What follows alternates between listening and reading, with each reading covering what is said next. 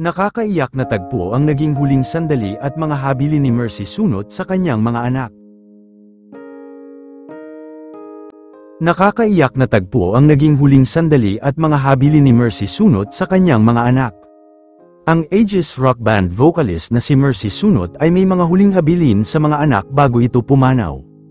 Madami pa din ang mga naguguluhan kung ano ba talaga ang sanhi sa pagpanaw ng batikang singer.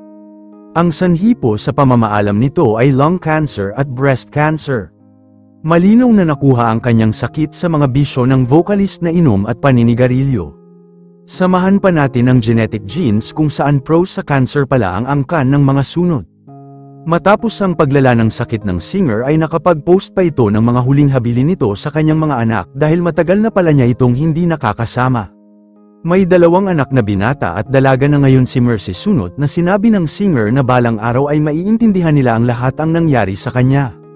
Ayon kay Mercy bago ito pumanaw, "Lord, gabayan mo ako lagi, sana ma-cancer free na po ako, pati na sa mga anak ko sana naintindihan nila kung bakit wala ako sa tabi nila. Dahil nagpapagamot si mama, pagdasal niyo lagi na maging okay lahat ng surgery ko. Mag-aral kayo mabuti mga anak, mahal kayo ni mama." Nakapag-birthday pa si Mercy sa feeling ng kanyang mga katrabaho at kinantahan pa ito ng mga ito. Makikita sa video na napakasigla pa ng singer at wala pang iniindang sakit o baka meron na ngunit hindi na lang niya ito pinapansin dahil birthday niya.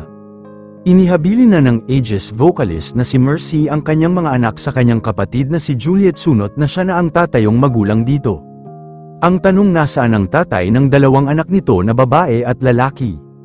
Ito po ay hiwalay na ng matagal sa asawa nito. Wala nang naging balita noong naghiwalay sila noong maliliit pa ang anak niyang 2 at ginulat na lang ng singer na meron na siyang 2 anak. Madami ang mga personalidad ang nagpaabot ng pakikiramay sa pagpanaw ng singer katulad na lang ni Vic Soto, Pokwang, Kuya Kim Atienza, Arnold Clavio and Willie Revillame.